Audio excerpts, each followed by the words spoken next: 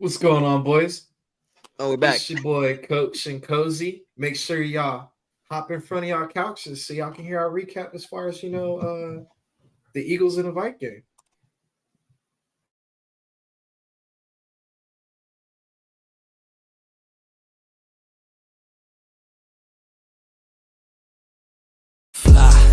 Eagles, fly.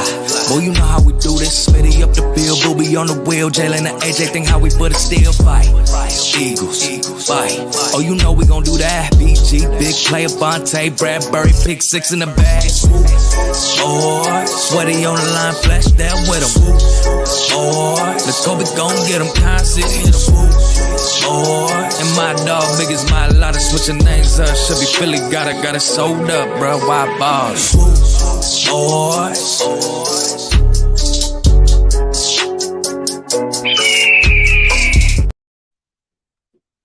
Yo, yo, yo! Sign up. What's going on, man? How are you doing? I am phenomenal. Some might say exquisite. Some say extraordinary. That's And my I everyday. might say you're in deep thought over there after that trade proposal I just I'm sent. in, bro. I'm literally like looking at it like I don't know. For those We who ain't gonna don't we ain't gonna know, talk too much about it though. the Swoop Boys, we have a keeper fantasy league. So little drug deal was done before we hopped on the screen. Uh, so I'm gonna keep edging this on and try and pull my Howie over here and see if Cozy can return his phone call and HBO help a brother out. Uh, but hey I'm man, let's definitely looking at the phone. Definitely looking at. I'm definitely watching it ring. But hey, let's get into it, man. It is. It's a wild cozy. It is a let's talk this game, man, because after the Thursday night, us as a fan base had the whole weekend to kind of sit down and reflect, and there was a lot of reaction going on. It was a I don't know if lot. it was overreacting or it's just your typical Eagles fan base, man. But for those who are under a rock, um, are too frugal and can't afford Amazon Prime to watch the game, the Eagles beat the Minnesota Vikings. Uh, what was it, 31-28 or something like that? 36-28. I don't even. As you know, I was there. I was very inebriated. So So, numbers were hard for me to remember. speaking of 34-28. inebriation, let me go ahead and get this Yingling flight going. Ooh, And for the there we record, go. we were in control of that game the whole game. The fact that the score is so close is because garbage time yards. Oh, But it's always garbage time yards. Soft zone kind of conserves your roster healthy, yeah. especially in a short week. But overall, man, you were at the game. My hmm biggest question was, man, how was this moment right here? Oh, so okay. So before like everyone's in their seats and like before the game starts and everything on the screen they're like Eagles fans, log in like they had the little QR code and they were like, oh whoa, that's exactly what I want. That's crazy. I didn't know I could take a full screen screenshot like that. But they were like Eagles fans like scan this QR code blah blah blah. Um, and then you like it'll connect your phone to like the stadium or whatever. And I Yeah. was trying to do it and I couldn't do it. It wasn't working for me for some reason. I was like, fuck it, I give up. I don't know, like I don't know what we're gonna do, but it was like the light show. And then when it starts, it just got dark. And then it was just like and everyone's lights just started flashing. And I was like, oh my God. I took a video of it. I was like, this is insane. Super dope. And then obviously when they run out, it was just even crazier. Phenomenal energy. The they had the eagle flying, but like the last couple games I've been to, I didn't see the eagle because like the weather was raining. The shorty killed the national anthem, and then the eagle flew, and I was like, "This is the energy is insane." I was like, "There's no way we're losing right now." And then Malcolm Jenkins being there, I was like, "There's no way we're losing." Chance of us Oh. losing is 0. I don't know who wrote the schedule. I do know who wrote the script, but 2 years in a row, Eagles and Vikings week 2.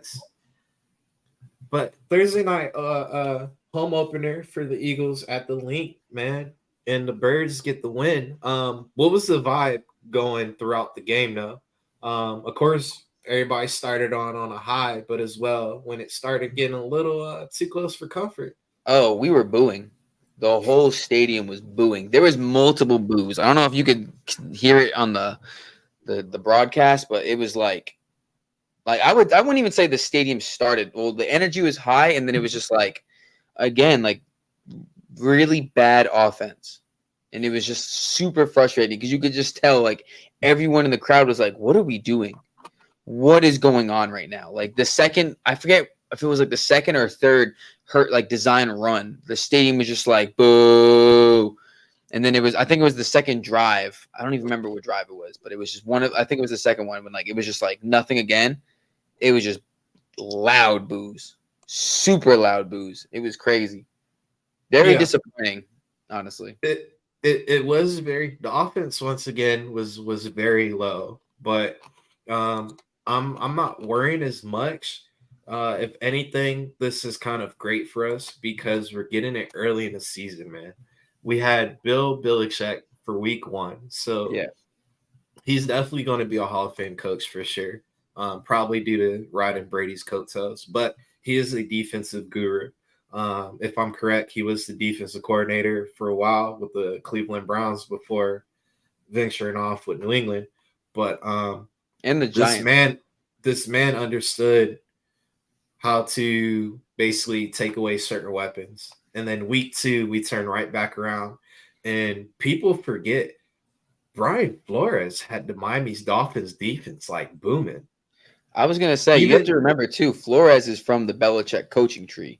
So when he saw what Belichick was doing to slow us down, he was for sure like, let me take a play out of that book. And I want to go back to this comment real quick with Mark. Eagles are 2-0. Everything is going to be okay. Well, you say that, but look at the other teams that are 2-0 and how we talk about them. The Bucks are 2-0. And we're all talking like we're going to roll in there and steamroll them. Our offense hasn't been that great. Like we are winning games, but if you like, we're not complaining about the win. We're complaining how we got to the win. You know what I mean? It was a very but you have to remember as well, and it's all part of team dynamics. We're in the early stage of the season, so we're kind of going through that forming realm. Everybody's trying to figure out their exact role. The coaches are trying to figure out, their role as well, even though you got play callers, defensive coordinators, X, Y, and Z. But as well, you're learning everybody's different temperament, how to, get that extra out of those guys. Probably about week 5, I would say we'll start getting into that. Or I'm wrong. Getting into the rhythm. Well, yeah, getting into that rhythm. And once it gets clicking, it's a straight shot from there, man. I mean, I hope so, honestly. Yeah. 250 yards for an offense that isn't clicking. Definitely it is, Mark. But as well, the Vikings, yeah, their defense isn't good. They might be in the Caleb Williams race as well. Caleb Williams on that team would go insane. That'd be nuts. Would it be too early to say if we threw Shador in this race as well? I think Williams and Shador are going top 5. Bro, Drake May, Shador is probably going to be a day 2 pick, honestly. You think? Caleb Williams is going to be a day. Let's let the season finish out first. Let's see how that plays out, because you still got, what's his name, the other guy. You got Bo Nix.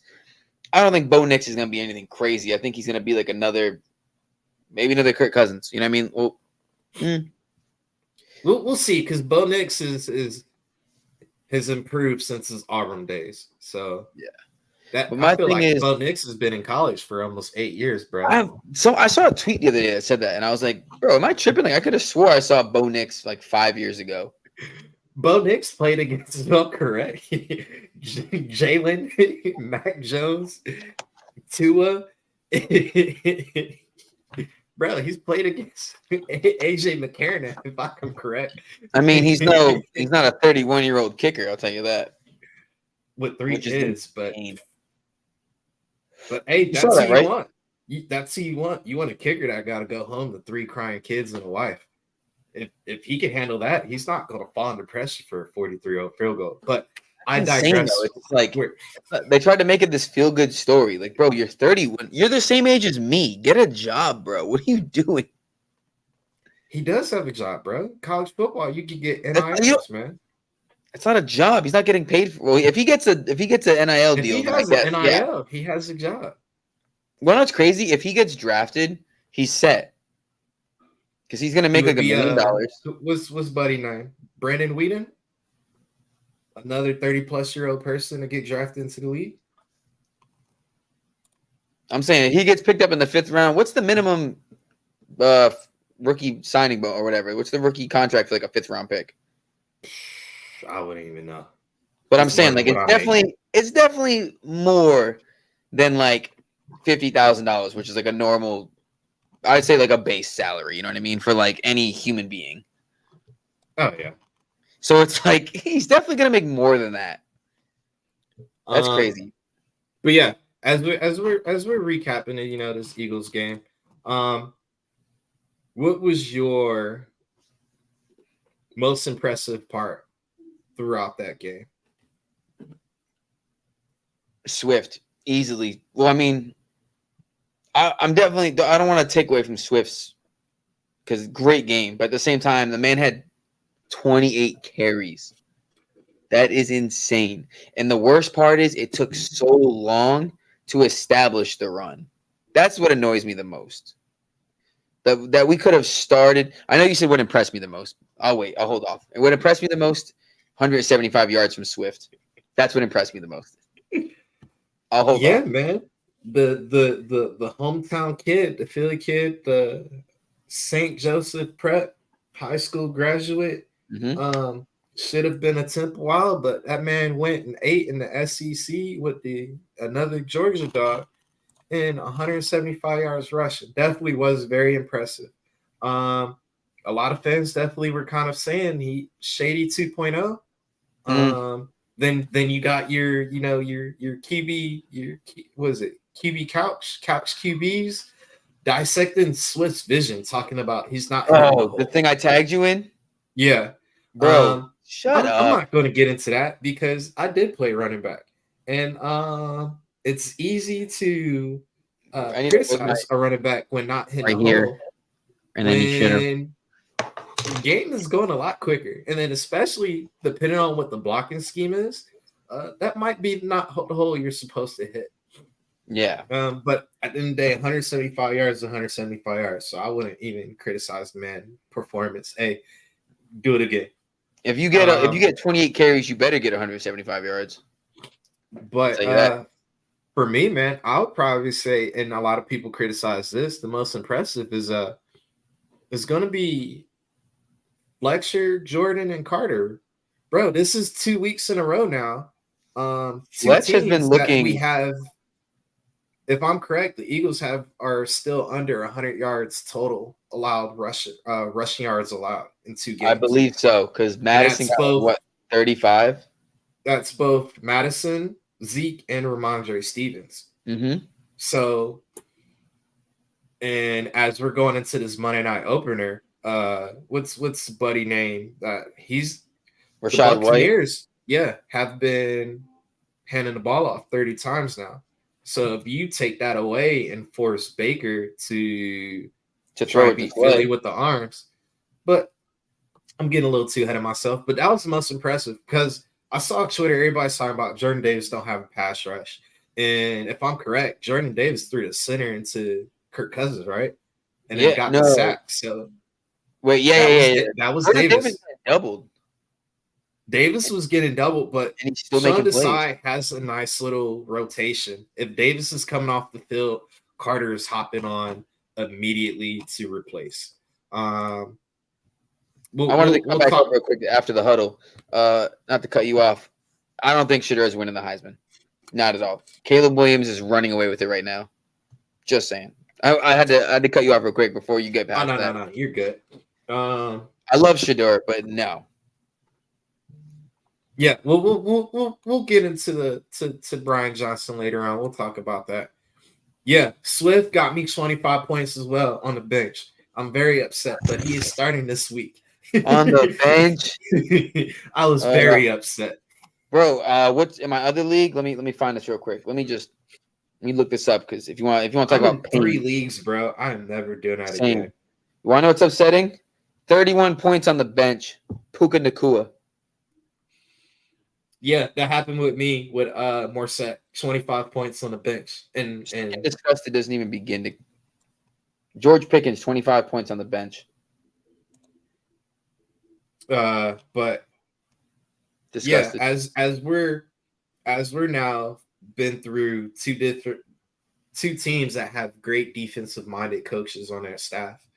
And seeing them stop the run, especially with the size still. And as you probably saw in his press conference, he's still trying to find ways to get those one-on-one matchups. Put in Fletcher Cox on the outside, moving, Josh Sweat to the inside, moving all these pieces around just to get that better matchup. It's definitely going to be very interesting to see. And then as well, let's go ahead and have a moment of silence for the New York Giants. So while you're here, Almighty, please, our thoughts and prayer with you and your organization. Sorry for your loss. If there's anything we can do to help you out as far as, I don't know, prepare for the off season because it looks like it will be coming very soon for you. Just let us know. We're here for you, sir. Hey, listen, I'll give props to the Giants on that comeback.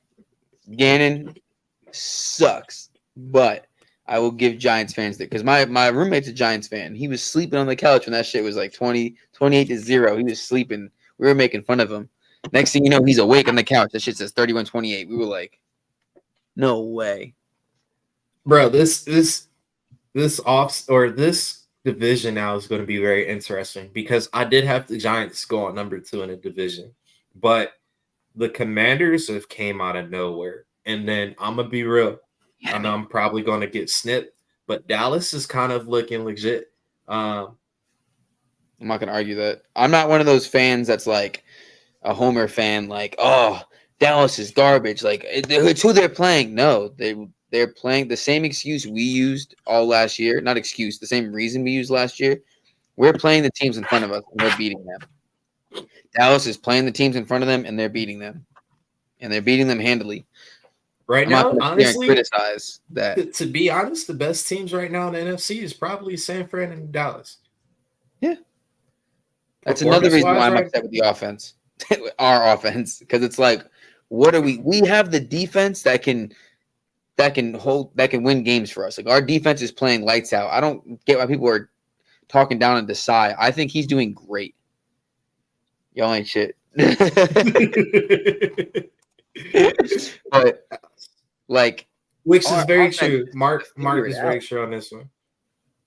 I just don't. I don't like it. I don't like the slow starts. I don't like the design QB runs, and it's annoying because it's not like Brian Johnson's this new guy that's like just came to the team. He's been here. He's known Jalen since he was 6. If you know Jalen, like, why are you so afraid to have Jalen throw in the middle again? So it was a lot going on in that Vikings game. I know you weren't at home watching the game, but for the viewers that were, this was the sight we were able to see. Yeah. And then, of course, the media goes, take their narrative, run with it.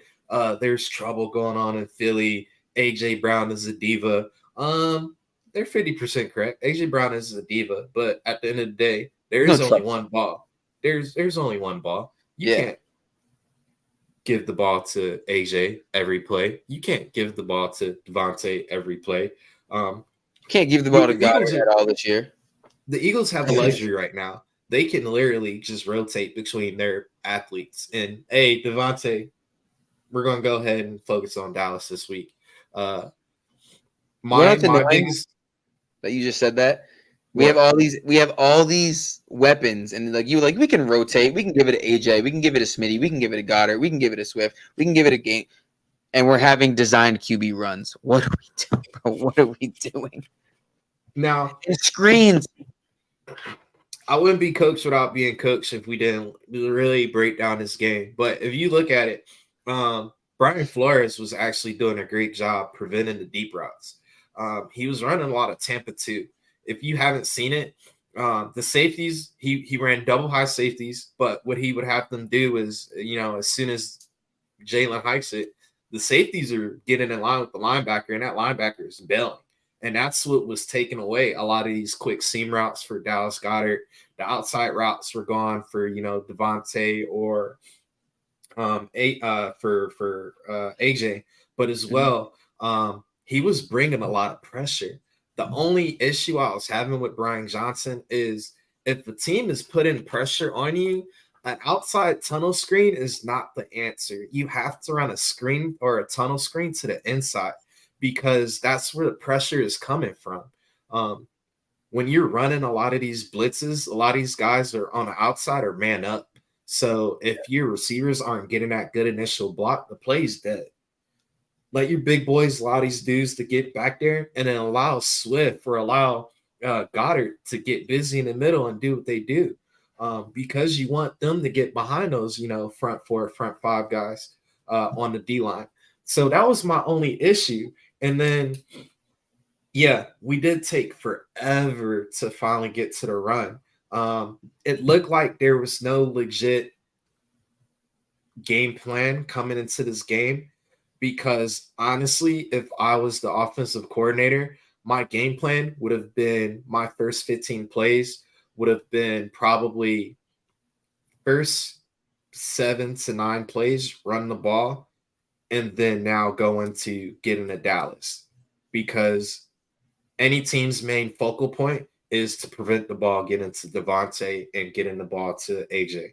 So let's run the ball. Let's sucker some people into the box, and then let's let Dallas go ahead and get behind the safety and get busy.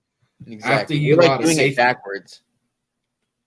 But hey, it is what it is. Mr.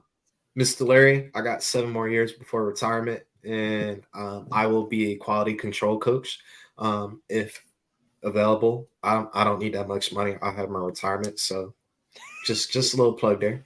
Just some season tickets.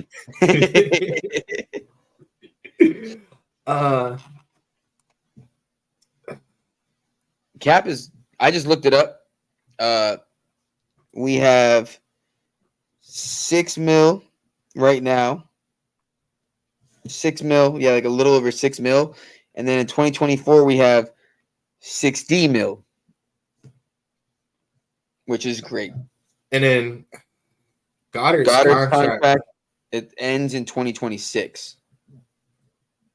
And so, and history always repeats itself, man. Philly's not going to have another tight end. They always run with 2 good tight ends.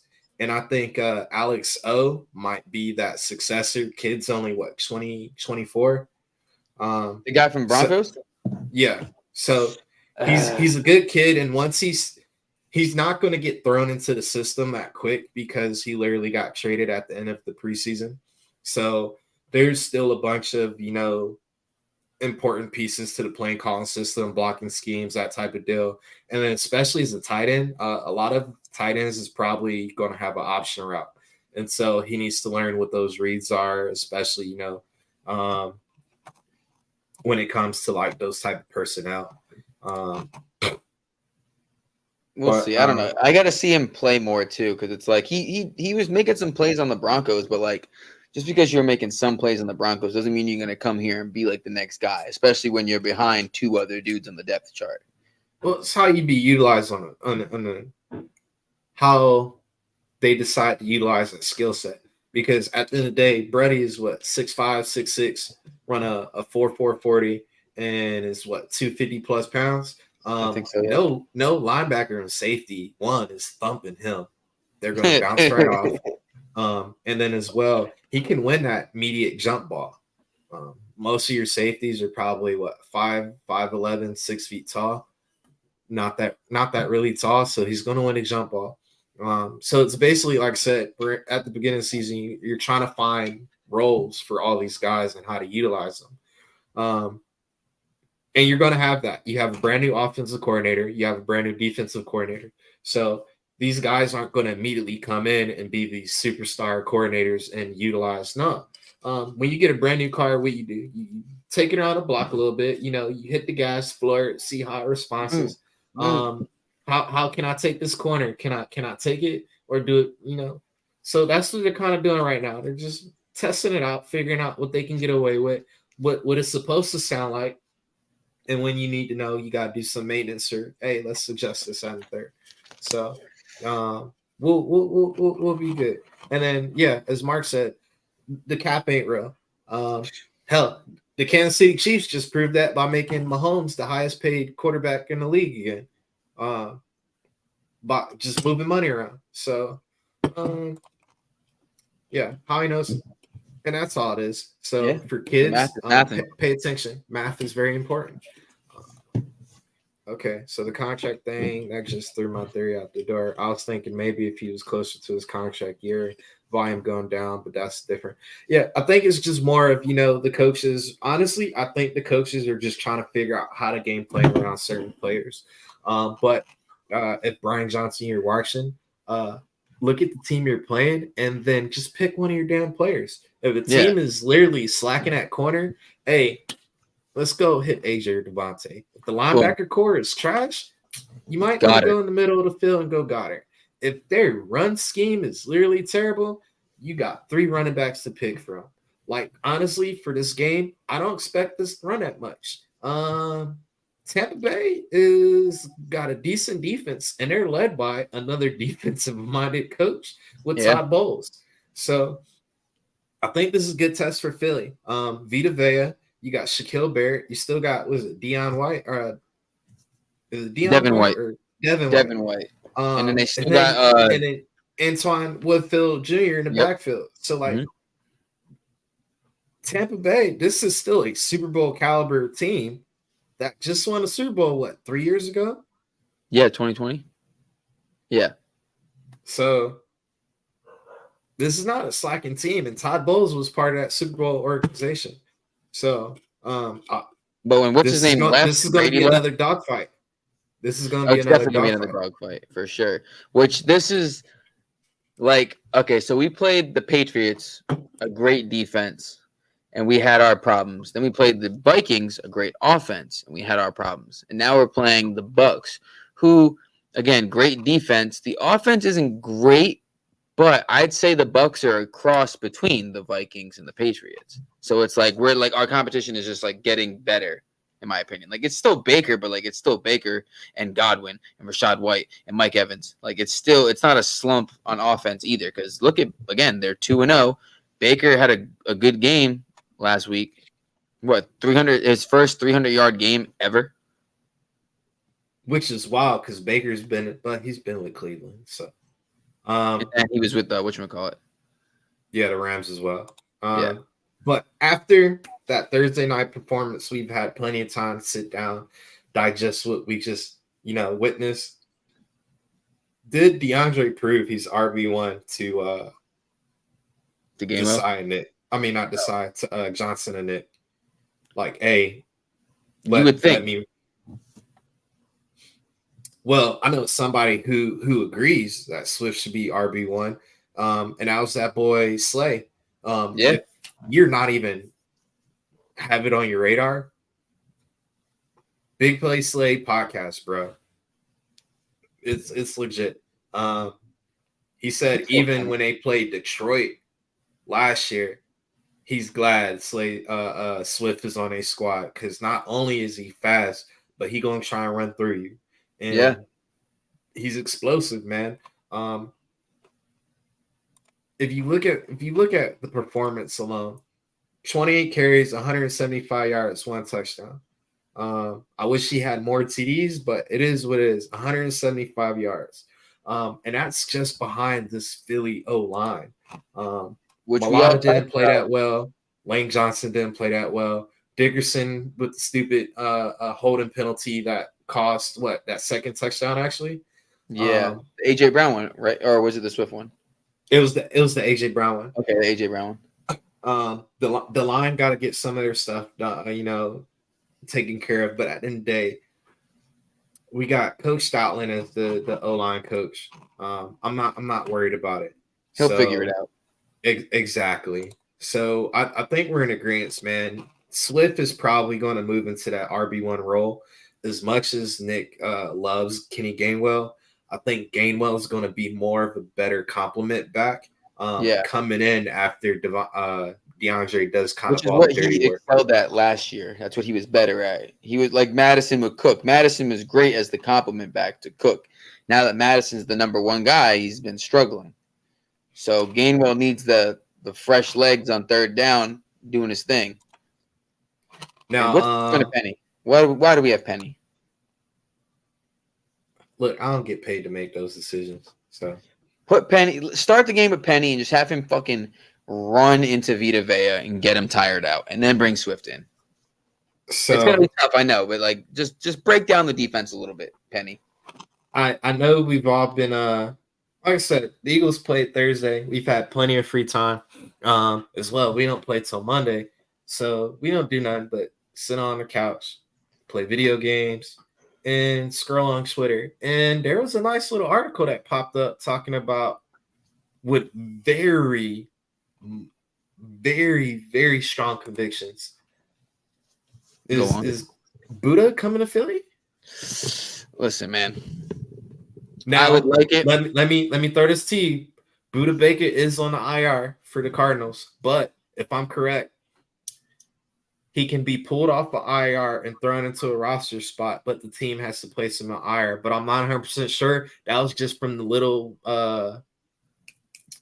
investigation I was trying to do on my end, because that was a good question. Can you trade somebody on IR? Mark said it. Can't the Cardinals get penalized for that, faking an injury? Jonathan Taylor is doing it. Well, remember, there's an article out now who's suing the Players Association that they're having running backs fake injuries on purpose. Ooh. I think the league is suing the Players Association for telling running backs to for telling running backs to fake injuries. So, but then you see this shit that just happened, and you're like, the Nick Chubb, that was gruesome, super brutal. I don't know. Arizona. One of those things that Howie does is the move that everyone thinks Howie's gonna do, he doesn't do. And I don't think it's Buddha Baker, bro. I don't know which player you think it is. Queen. You think it's Patrick Queen from Baltimore? I don't think it's Queen, because Baltimore is what, 2-0 now? Yeah. They beat the Texans. They beat Cincinnati. I think I don't want to say it's a linebacker, because Zach Cunningham has been taking heads off. Yeah. It's hard to say, bro, because all the corners have been playing in the slot during preseason and during training camp. Bradbury got a good chunk of those reps. But as well, you got a guy like Sidney Brown who has lined up in the slot in college. Then you still got Goodrich who can play in the slot. Keely's been outside a lot. I don't think he's played. You need a quick twitch guy. Sean Desai has always been saying, I have been moving everybody around as far as in the DB room to have that versatility. So it's hard to say if we go nickel corner. People on Twitter have been saying bring LeBlanc back. No, get over it. He hasn't played since 2020. Yeah, I would kind of hop off for that one. But, bro, I hate to say it. I think. Say it. Say it. It's going to be Arizona, but it's not going to be Buddha Baker. I think Howie's going to get Collins, the linebacker. So here's what I like to do. I like to go to Spotrac and I search whoever's a free agent next year. Is it Spotrac? I call it Spot Rack. Oh, it is. Well, I call it Spo Track. I don't know. It could be Spot Rack. I don't know. So I like to go to there, and then I click on who's a free agent next year.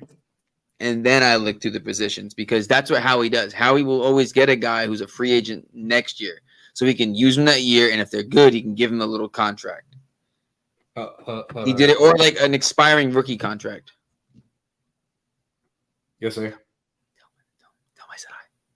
Tell my side. Yes, sir. I'll relay that message, sir. All right. Howie said, "Shut the fuck up." Stop. Bro, I'm telling you, it's what he does. If you look at like a majority of the like trades we've done in like the last couple years, all the way back to Jay Ajayi, expiring contract. Not even back to Jay Ajayi with damn Swift. Expiring contract. Who did we get last year at the trade? Golden Tate, expiring contract, right? Yeah, Golden Tate was an expiring contract. Not last year. Not last year, obviously, but the year we got Golden Tate. Golden Tate didn't even work out for us. I know, but I'm saying he still got him on an expiring contract, and he was gone the next year. Yeah. Hell, we even kept Miles Sanders and let him walk. Expired contract. Well, my what? we kept Miles, expiring contract. CJ Gardner, expiring contract. We got CJ with an expiring contract. We got Bradbury. He got cut. That he was on his last year of his contract. Expiring contract. Rashad Penny was a free agent, but got a 1-year contract. Now I'm saying like who we trade for, the people we've traded for. Well, I don't even think trade is just in general, man. Yeah, I'm telling you, that's what he does. He likes to go get people on an expiring contract, so nothing's guaranteed after.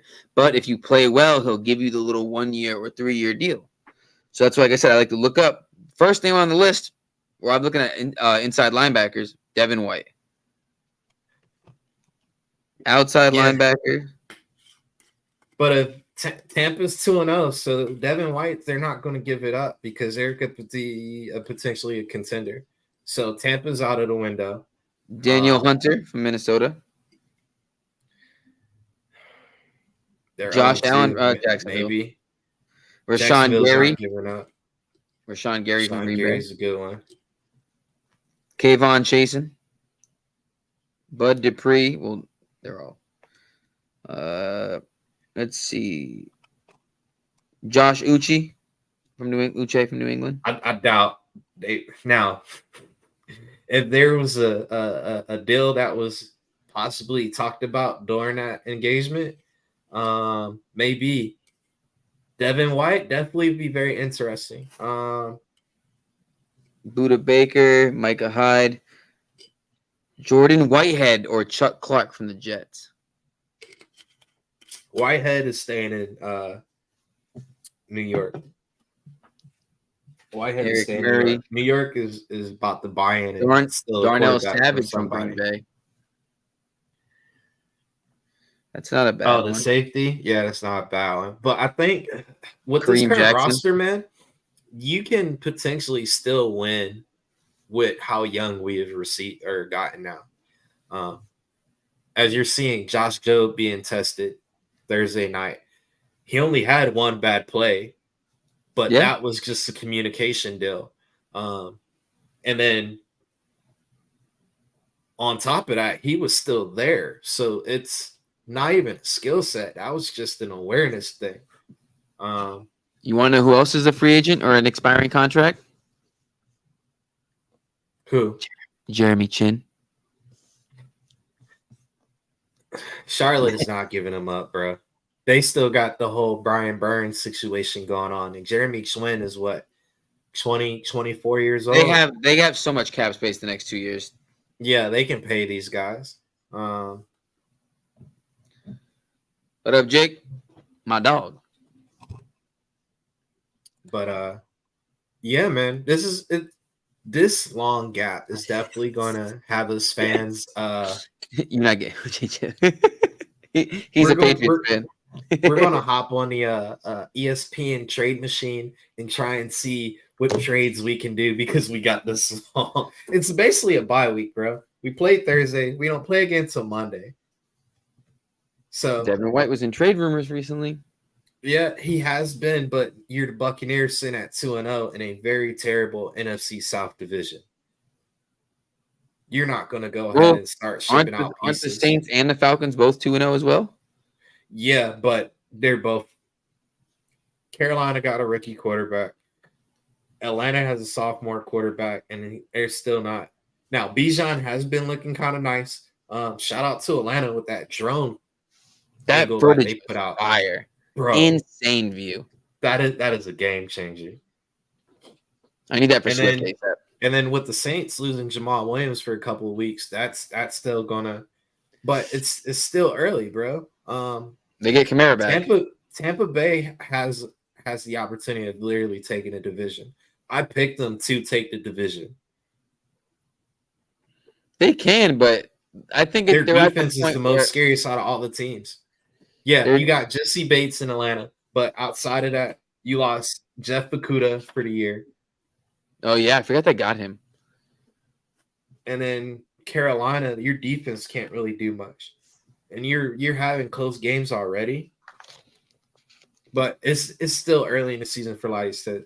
But I digress, bro. But I digress. We got the Eagles, Tampa Bay. In Tampa Bay. I'm trying to be And there. guess what? It's supposed to be wet out there, boy. Monday Night Football. Let me check it. I was gonna go to that game. My plan was because it's my birthday weekend. So my plan initially was to go to Tampa, me and my girl, and be like drunk the whole week. well, yeah. I might start tomorrow because tomorrow's my birthday. So I don't really. It's on Thursday. I'm not doing anything on Thursday. Well, I'm going out to dinner with the family, but like my obviously starts Friday. The Friday's podcast is my birthday pod. You gonna see me and Twiz getting turned. Feel free to join. Everybody. It's a celebration of life. But I was gonna go to that game, but like I'm looking at it right now and I'm still just debating. Like I might just go to the tailgate. I'll probably go to the tailgate and then just be drunk and be like, fuck it, I'm buying the tickets right now. Babe, we're going to the game. So we got the Eagles taking on the Tampa Bay Buccaneers. Monday Night Football, bro. Prime time, 2-0. Both teams. The first team to go to 3-0, and somebody got to take it out. Now, Sorry, Tampa. what's going to be interesting is the Eagles' offense versus Tampa Bay's defense. Because, bro, Todd Bowles got them boys humming. How many picks did they have Sunday against Chicago? What they have? 4 picks or something like that? Was it 4? It's to the point they made this man, Justin Fields, throw the coach under the bus for that loss.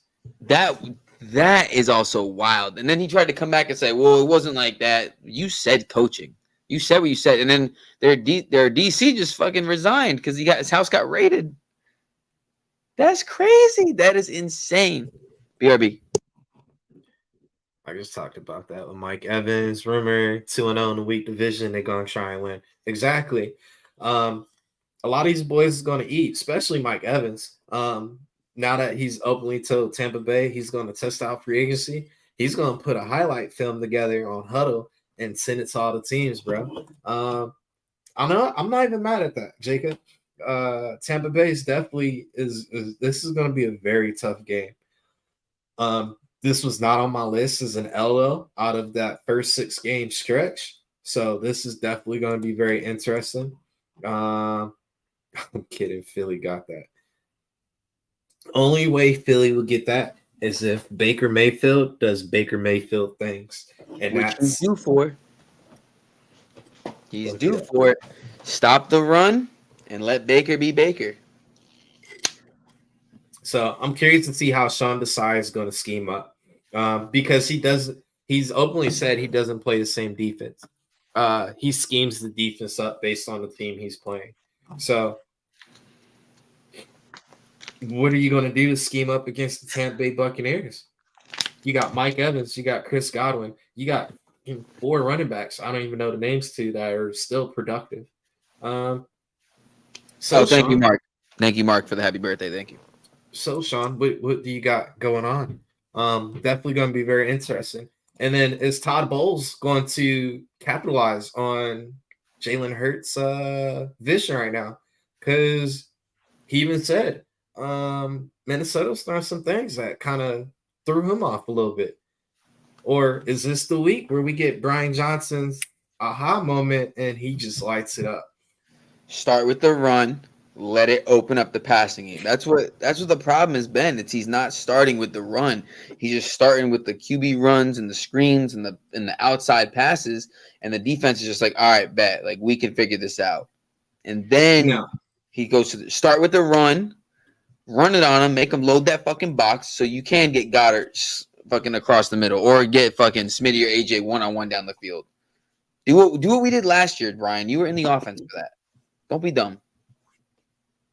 What he needs to do is go back to what Shane Steichen was running because it works. Yes, I understand you're a brand new offensive coordinator. You're trying to put your stamp out there because eventually the end product, you want to be a head coach. But if it's not broke, what hell are we trying to fix it? Yeah. Ride the wave, brother. Ride the wave. Look, That's what I'll be calling Shane and hey, bro. I can't find the playbook we used last year. Can you send me the PDF real quick? My thing is, this is my theory, if you will. Shane Steichen obviously doesn't have the connection to Hurts that Brian Johnson does. So Shane he came from the Colts, didn't he? I mean, the Chargers, right? Shane came from The Chargers. Yeah. So he came from the Chargers with Herbert. He came from the mindset of like, I have a quarterback that can throw.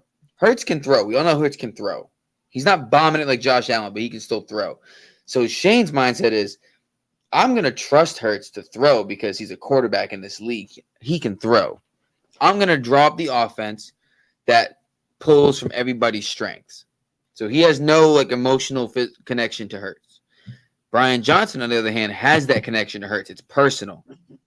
So he doesn't want Hurts to look bad. He doesn't want to scheme something up where if Hurts throws an interception, it's like, oh, like I made him look bad. That's on me. So he's playing it way too safe, and he's doing these like little dink and dunk things, afraid to let Hurts air it out because he doesn't want to make Hurts look bad.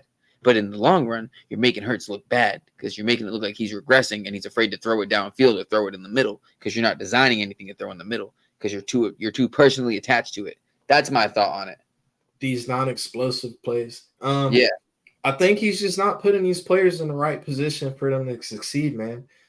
You're going a lot of spread when teams are trying to load up the box anyway. Well, let's go bunch and get these boys to the outside. You're not doing anything to confuse the defense. When you're looking at teams like San Fran, Miami, you're not trying to utilize certain aspects of the game to determine what type of defense are they in. Get these guys in mismatch opportunities. You're looking at how San Fran utilizes Debo, both in the backfield and in motion. You're looking at the same thing with Miami, how to utilize both Tyreek in that aspect of it, like in emotion. Bro,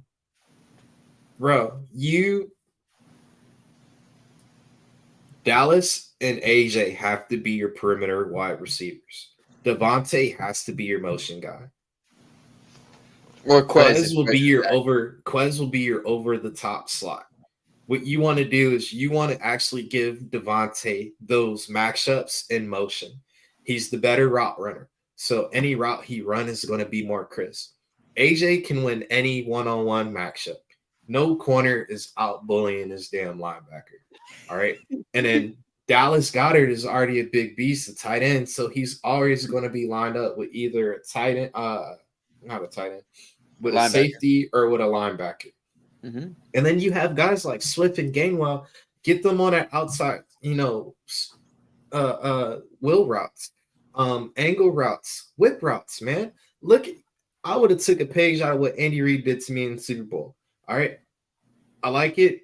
I'm gonna steal it and I'm gonna make it mine. It's not Or wrong with it, man. use Quez like how they use Tyreek Hill, because once he gets that start, Quez is fast. We know that. He's not Tyreek Hill, but like he's fast. Put him in motion and just have him just have him just start going down the field. Quez is on nobody's radar, so I don't even need to move Quez in motion. Let Quez just get behind the safeties. They're gonna okay, that's just Quez. The main focus is AJ, Dallas, and Devontae. If Devontae is going left and right, guess what? Defenses, they have been game planning for that, that player. So if you run some type of motion or whatever, like, where's my shit at? Bro. Write it down. Let's see.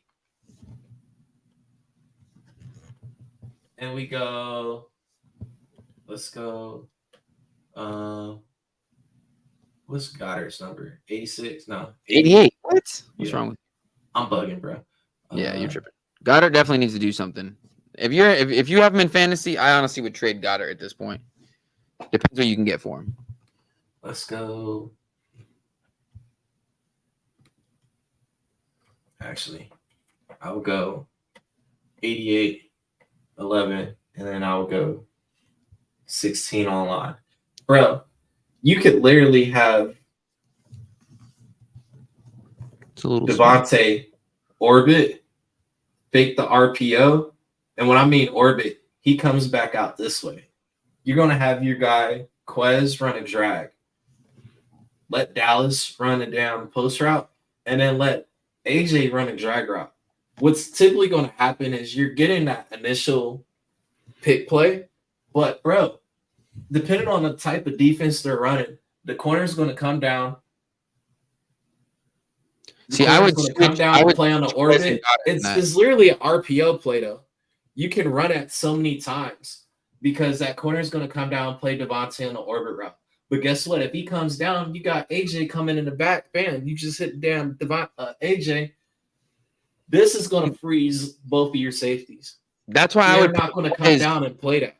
I would switch Quez and Goddard in that because Quez is faster than Goddard. So Quez is going to turn those safeties around real fucking fast. You want Quez to catch the drag so he can turn it out because guess what? He's going to – the safeties are going to follow. And then you want that pick route. So Quez gets that pick, he can turn the jets on and take it outside. You want the focus to be here. The safeties of everything they're going to shift over here. When Dallas goes up, and if you got two safeties, they're going to freeze because of that post route. And even if they're in a cover 2, they have to stay down. If they're in a cover 3, that safety is playing it. That corner is going to probably stay home, or he's going to pass that off and follow that way because there's no boundary. And then Quez is coming out. His man, if they're in man, they're running into each other. Bam, he can take it outside. And then he's catching it and fucking. If the linebackers and corner come play the route, guess what? I hit Devontae on the damn orbit route. Bro, that's why he's coach. That's why he's coach because he got the whiteboard. That's why he's coach. It's not that hard. It's all about putting your players in the right place to utilize. Tampa Bay runs a lot of 2 high safeties. So what are you going to get? Cover 4, cover 9, cover 2, and then you can get a couple of cover zeros. You're going to get Tampa 2. So if you know what the team is going to do, what routes beat those? Bro, if you're running cover 2s, I'm going to hit the middle of the field. The middle is wide open, bro. That's what it means. If I got 2 safeties, middle of the field is open. 1 safety, middle of the field is closed. Outside is wide open. And then doing all that, handing it off to Swift, and he's getting 25 yards. Force teams to load up the box. And then once you load up the box, guess what? Dallas, Devontae, and AJ now can go eat because the safety can only help one person. And then all these plays are basically the part of the coaching that Johnson has to do is, yes, it's going to be hiccups because you're trying to give the team your key concepts as far as this is what I want you to do for this play. But at the end of the day, football is football. You need to play situational football. If teams, if it's tired of getting beat from the run, hey, I'm going to hit them with the play action this time. We've been hitting them so many times because how many yards Devontae had or not DeAndre? DeAndre 175. Averaging 6+ yards per carry that last Mhm. game. So if you're hitting them after a time, defensive coordinator is going to make an adjustment, load up the box because the run is killing them. Now you hit them with a play action. Guess what the defense is going to do now? Oh, they're going to bite on the run. Your receivers have a better chance as far as and Jalen has a great deep ball. He does. Pause. But it's all about playing chess, man, not checkers. Let the defense do what you want them to do without them knowing that's what you wanted them to do. Ow, fucker. There's so many options, and it just annoys me that, I guess, the thing that just frustrates me is that Brian Johnson was here last year and like saw these things happen, and he's like not picking up on it. Unless his plan is to just like make us look dumb and see like what he can do to get away with and still win, and then be like, all right, now I'll go back to the regularly scheduled programs, which is annoying. Bro, it's definitely going to be. This game is going to be very interesting to the point, even if we lose, I wouldn't be sad because I would be very sad. Tampa Bay, it's not a bad squad. And if you look at the rest of our schedule, we got let's pull up the schedule. If we lose to Tampa Bay, then the rest of the schedule does not look promising for us. The thing is with A-Rod going out, that takes away that L that I had us projected to take. So I had the Eagles losing to the Jets, but now that A-Rod's out, that L goes to the Buccaneers. And then that Buccaneers W that I projected would go to the Jets. So either way, I'm still good. I don't like that anyways, though, because I had both of those as wins for us. 6-0. But look at this. We got Todd Bowles, a great defensive coach. Ron Rivera got the Commanders' defense humming. And then we go to L.A., where, what was it, Brandon Staley, their defensive coordinator? Yeah. Got their defense is looking good, too. And then, yeah, I know Robert Saleh is a good defensive coordinator, but the offense ain't going to do anything. So our defense is going to help us out in that game and take the W. Now, Miami, we're going against an offensive-minded guru. I think this is the time when our offense will actually click, and this will be more of that offense versus offense looking like a Big 12 game. So, to beat Miami, we gotta maintain possession the whole game. But do not let them get 2-0, 2-1, 3-1, 4-1, 5-1, 5-2, 6-3, 7-3, 7-4, 8-4, 9-4, 9-5, 10-5, 11-5, 12-5, 13-5. Bro, that does not look bad at all. 13-5 is impossible. You counted an extra game. 12-5. 12-5. Still, that's a playoff team. It is, but like, ugh, I don't like the. Who are the 5 teams you had us losing to? Cowboys, Dolphins. And my dumb ass is going through, like you can see my screen. It was Bills. Hold on, because my computer just went like all the way. It was. I got us taking 1 L to the no. Dolphins. Second game against the Commanders. Chiefs. I think we're beating the Chiefs this time. Second game to Dallas. And that was it. No, actually, we probably gonna lose to the 49ers. But I got us going 1-1 with the Commanders, 1-1 with the Cowboys, losing to the Chiefs. Buffalo's beatable. I think the Chiefs are more beatable than Buffalo. I think they're both equally as beatable because the Chiefs, although they got Kelsey back, like, stop Kelsey. The rest of their team isn't looking that great offensively. And the Bills, all you got to do is just put Josh Allen in the position to turn the ball over like he always does. Bro, I'm trending right now. You are? For my Mike Ross. I'm over 3,000 views right now. For what? that Target video stuff. The thing you said. Yeah. I didn't see it. I don't I know. got to split in with Dallas, man. Dallas is just one of them teams. We'll never go 2-0. Or not recently like it was in the past. With Dallas, it's all about. I want the Dak and Jalen matchup. We haven't yet had that yet. We haven't. Still waiting on that. Exactly. One is never healthy. We're not there yet. We still got time to see if that still holds true. And after Huddle's right, EB got Washington offense humming right now, which no knock on Matt Nagy, the Chiefs offensive coordinator, but the Chiefs hasn't been as explosive as well.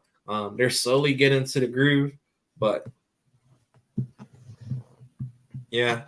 And of course, Buffalo's beatable. Bro, if you get Josh Allen just frustrated, he's going to give – somebody's going to get 3 picks again. Honestly, if that was Reed's 3-pick game, that would be it. Or Buddha's 3-pick game because it's later in the season. We'll never know. I just don't see Buddha. I would like Buddha, but that money, the money he wants, man. That's the thing. It's would I pay Buddha, or do I just let my young DB core just thrown in the fire? And they're not bad. All of these boys is dogs. Sydney's got to lay someone the fuck out. I'm waiting on it. I'm waiting on that good Sydney hit. It's coming. So, as we wrap this up, man, what are your keys to victory for this Monday night away game for our birds? Well, first of all, I would like to say Monday Night Football is cursed. The last 4 Monday Night Footballs, something bad has happened. So I'm very nervous for this game. Aaron Rodgers with that, but Nick Chubb. Tampa Bay is grass. Tampa Bay is grass. Chubb with the knee. Aaron Rodgers with the ankle. With the Achilles. DeMar Hamlin. That wasn't last though. It was games after that. No, not Monday night games. Because it was whatchamacallit. That was the last Monday night game. Okay. And then Kyler Murray. And then I don't know what happened before that, but the last 4. I'm not a fan of that. I'm gonna need somebody from an Ebenezer Pentecostal Baptist church to pray over both teams. But the biggest thing as well is this game is being played on grass. Yes. If I'm correct, Cincinnati is turf. Giants or Jets Giants Stadium, that's turf. Yeah, MetLife is turf. Pittsburgh, that was the make sure tackle. And then Kyler is turf. Wait, who did Chubb? That's Cleveland. Is Cleveland turf? No, they were in Pittsburgh, and that was grass. But that wasn't a turf-related injury. That was just a tackling. That hit. Yes, all teams do need grass fields. It's kind of bullshit. Like, what Goodell was like, we're gonna look into it. Like, there's nothing to look into. Like, you know why? Because they don't want to pay for that landscaping, bro. You know how often, and not even that. If I'm correct, with the fields that are turf, prior to the kickoff, the NFL has to send a team out there to inspect the field to see if it's playable. And the only reason I know that because we ran into that last year with the Packers, when the Packers almost had to relocate their game to another location because the field wasn't in good condition.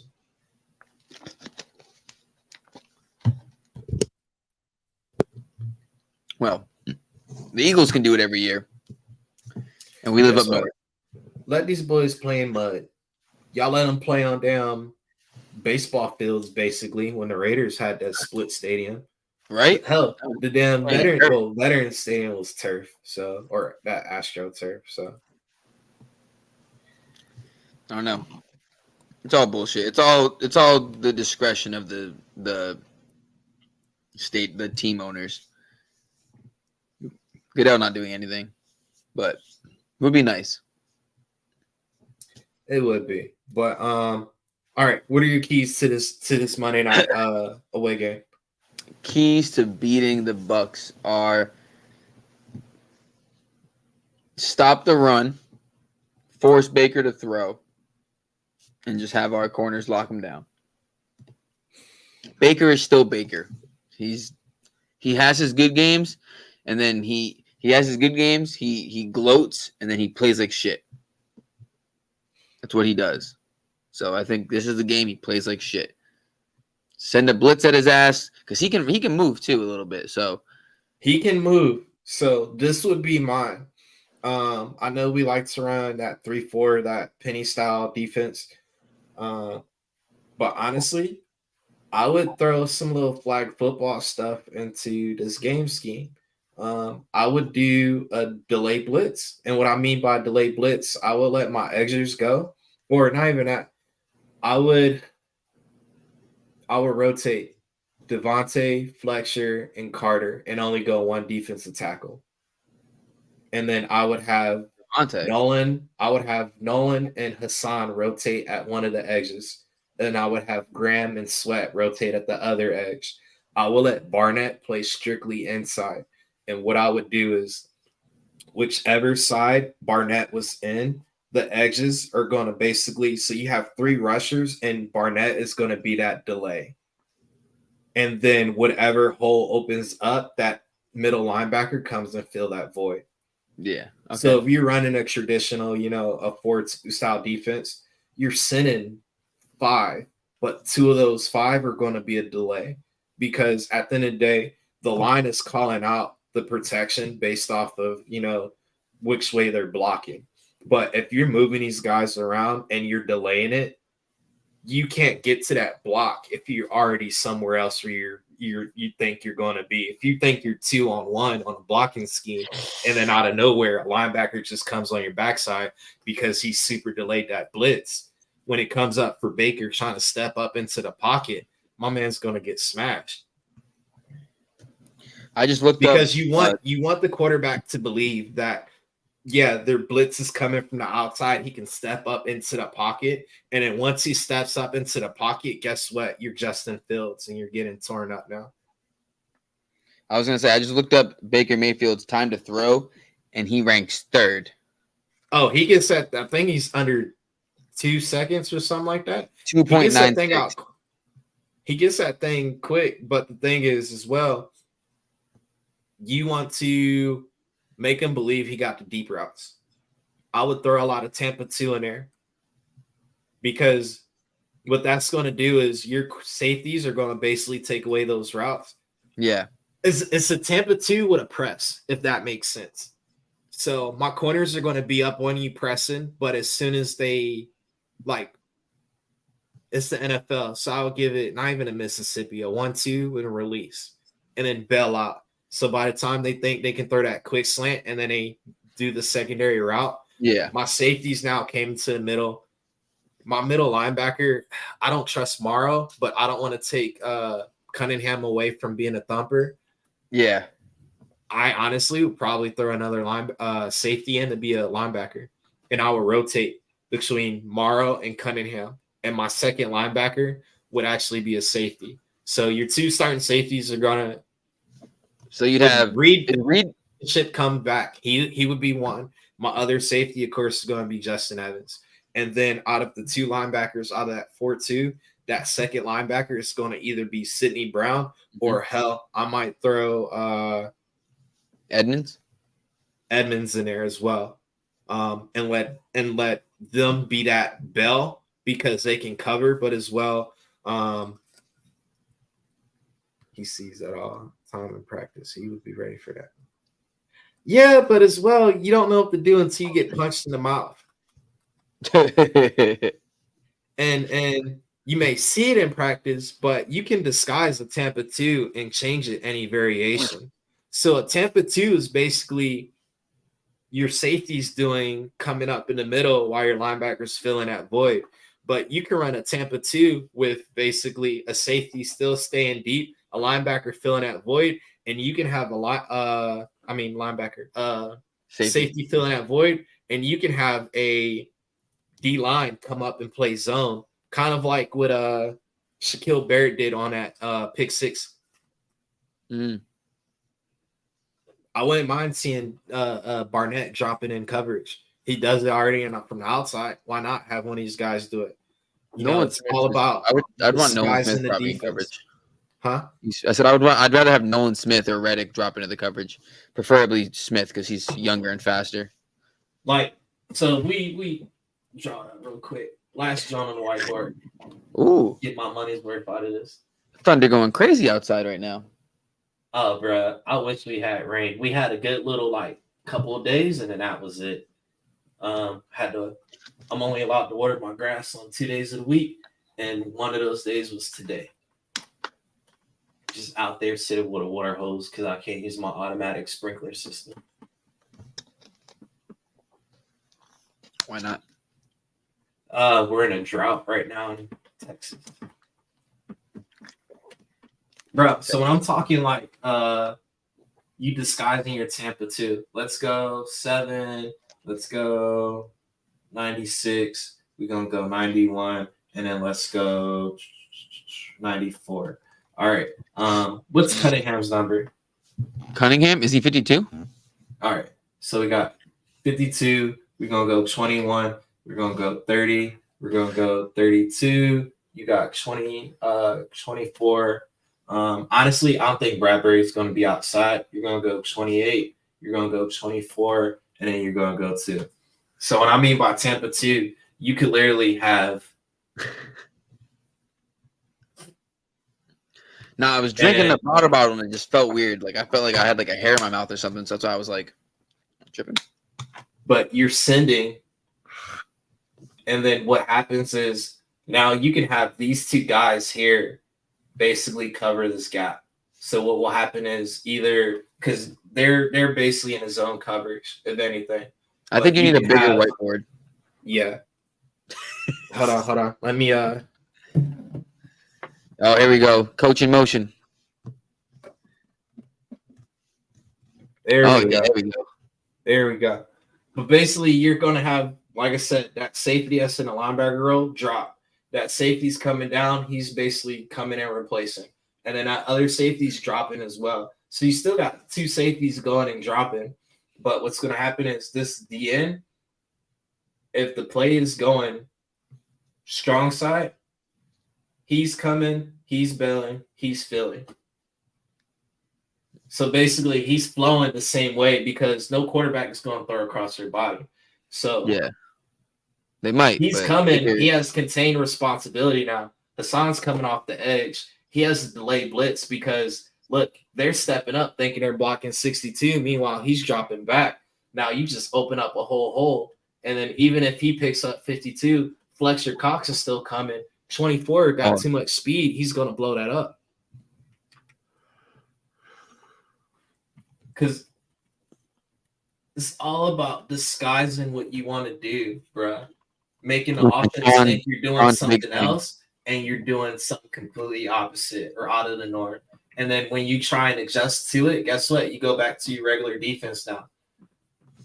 Because they're going to expect that corner to blitz. And guess what? When you think that corner is blitzing, you try and throw over the top. He stays there and get a pick. Because he's been coming at you all game. You're like, I can just throw it over the top. And he's been sitting on a little quick slant. Derek Barnett tip. John Sweat is going to get another one. Watch. He almost had one. Bro, work on your fucking hands, bro. Jesus Christ, man. You got to remember how quick the game is going, bro. But God, you wearing gloves. You get the sticky gloves, man. Come on. Them balls are going right. Pause. You're touching them. You're touching the balls. Pause. Because Slay missed a couple. There was a couple missed interceptions in the last 2 games. That was a great play by Slay when he had to do that speed turn and the play he talked about. Yeah, when he was towards the middle, but knew it was, so he turned back. Incredible play. But Josh Jobe is going to be straight. With Avonte being out, I think Bradbury will make that switch to the middle of the field. It's gonna be Bradbury, Sidney Brown. I think Bradley or Bradbury would be the better bet because Brown is going to be on your special teams. He's your special teams ace. Yeah. He's him and who's the other kid that was killing it? Ellis. No. It was two corners. It was or two DBs, Brown, and it was somebody else. I want to say Joe. It was Brown and Joe. Was it Joe? They've been saying they've been saving Michael Clay's behind. So another person pissing me off. Ass. Well, now with Covey being on the actual active roster, let's see what I need Covey to just do his job and just call a fair catch, bro.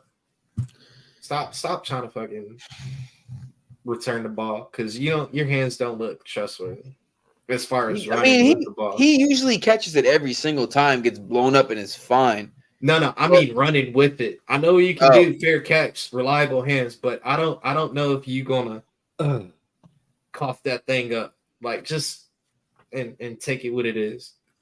Pause. We're getting real pause-worthy towards the end of the show. Oh boy. But hey, before we hop off of this, I don't want to have this go unnoticed. Swoop Boys definitely wouldn't be able to be where we're at without, the connections we make with our fellow content creators and just our other Eagle fan base out there.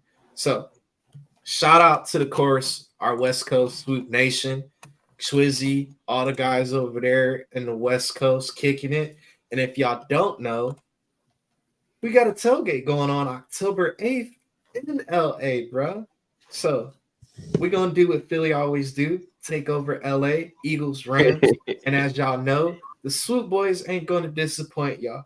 We got 2 Kelly Green Eagles jerseys for raffle. We got 1 version of Madden for each console. So that's PS5 and Xbox Series X. All right. And then guess what? King didn't even tell us who the hell this special guest is that's going to pop up at the tailgate. I have an idea. He didn't tell us, but I have an idea. I don't want to say it on the spot, but I have an idea of who it might be. Maybe. I don't know. But if you do end up getting up to the tailgate, best believe Swoop Boy is going to do you right with Swoop Boy shirts, man. Got the front of the Fly Eagles, or no, this is the back of the shirt. So, of course, we got the black on the the back of the shirt. All right. And, of course, we got the front with the Rocky little theme. And it's always we going, bro, if the Rams wear that exact same color combo, blue jersey, blue pants, I'm done. There's no way. Won't it say what the thing is? They not pants. They only put the color, the jersey combo. Because somebody asked for us to wear the interracials for Monday night.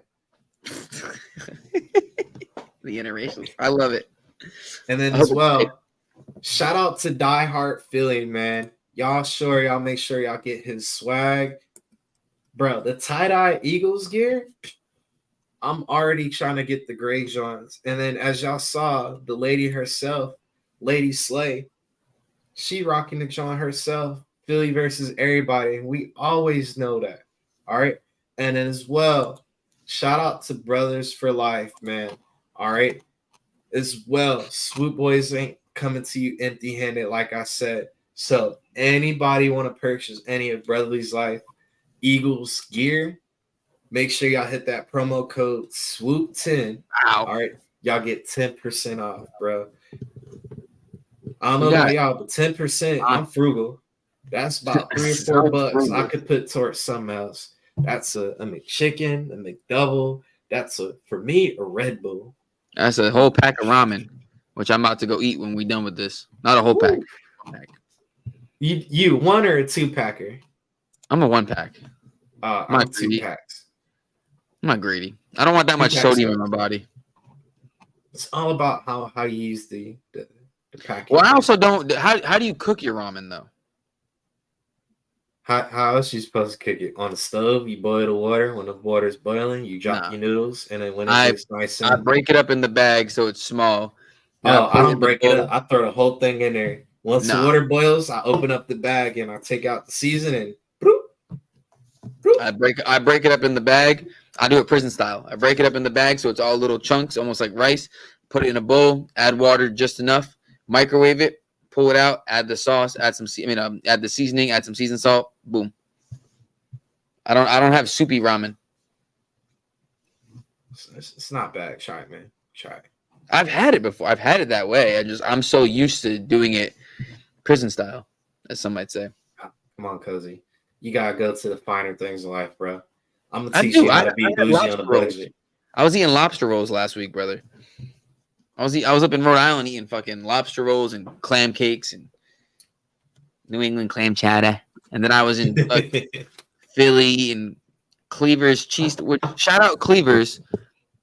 Whenever I go to Philly, I stay at the hotels. Cleaver's is always on delivery, and they always get a buy one get one cheesesteak. And them shits is like, bro, this big, no lie. I kid you not, bro. They are fucking massive. They're at least 14 inches. Pause. They're huge, and they don't skimp on it either. Like you have half of one, and you're like, I'm fucking full. I'm stuffed. It's ridiculous. But yeah, shout out everyone. Shout out everyone you had just mentioned before you maybe think about fucking food.